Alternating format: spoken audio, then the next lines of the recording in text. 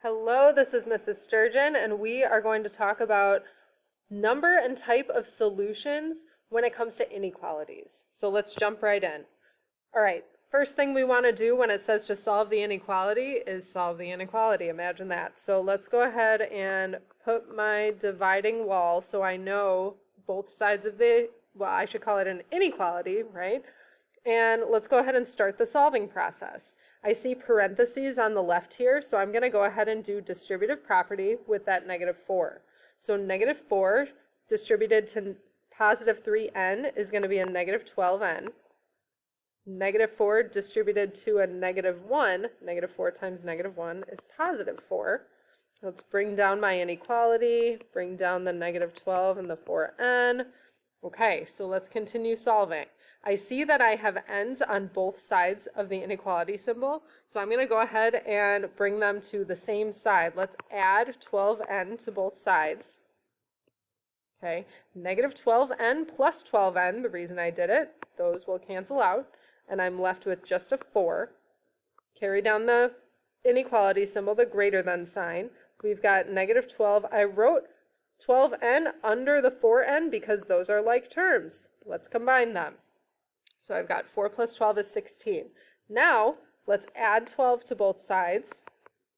Okay, I've got a two-step inequality there. So 4 plus 12 is 16. I'm going to make my wall a little longer. Carry down the greater than sign. -12 plus 12 cancels out. Get rid of it. And I've got 16n. We're almost there. Divide by 16 on both sides. Anytime you have two things next to each other like this, use division to undo it. So 16 divided by 16 is just 1. So you could put just n or 1n, it's up to you. And then 16 divided by 16 is 1. Okay, so now it says, what is the solution? N is less than 1. Okay, I know I wrote it slightly different up here. You just got to make sure if the symbol is opening up towards the 1, that it's also opening up towards the 1 when you flip it. Okay, and then it says, how many solutions make the inequality true? Well, lots. There are so many numbers that are less than 1. Let's think about this graphically. If I have 1 on the number line, numbers that are less than 1, 0, -1, -2, all those numbers are less than 1. There are infinitely many numbers that would make this situation true.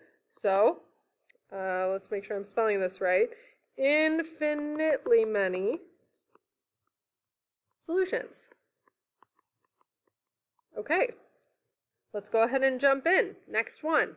We're going to distribute that 4 to both of our terms, so that becomes an 8b. 4 times 2 is 8. 4 times 3 is 12. Distributing means multiplying. Okay, carry down my symbol and everything on the left. All right, now I have b's on both sides. That means I got to try and get them to the same side. Let's subtract 8b from both sides. Boom, boom, those go away.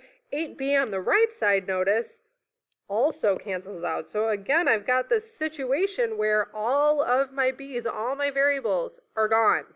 So I'm going to bring down the -3, the greater than sign, and the 12.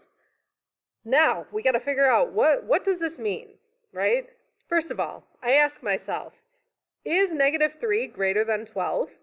The answer is no. -3 is definitely not greater than 12. Numbers greater than 12, 13, 14, so on, definitely not negative. All right, so when it says what is the solution, there is no solution. Anytime you have an inequality that you're writing, all the variables canceled out and it doesn't make any sense. So I'll just kind of make a note, no more variables. You have a situation where it's going to be no solution if it's not true. Okay, so how many solutions make the inequality true? None. All right, let's do one more so we cover all the different scenarios. Let's go ahead and start by doing distributive property on the left over here. So we've got 2 times 5w is 10w. 2 times a -1 is a -2. Bring down my less than or equal to 10w plus 10.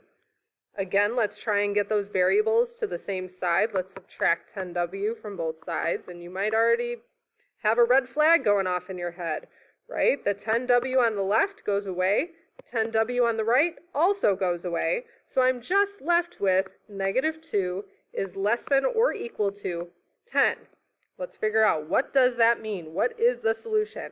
Let me ask myself what I asked last time. Is negative 2 actually less than or equal to 10?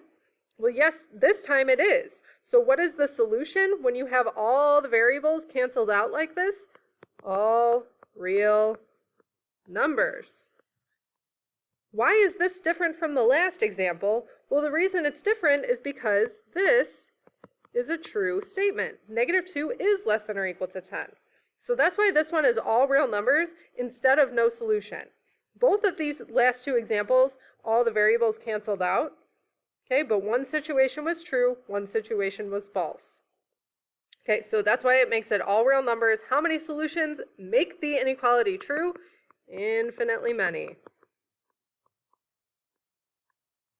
And there you go.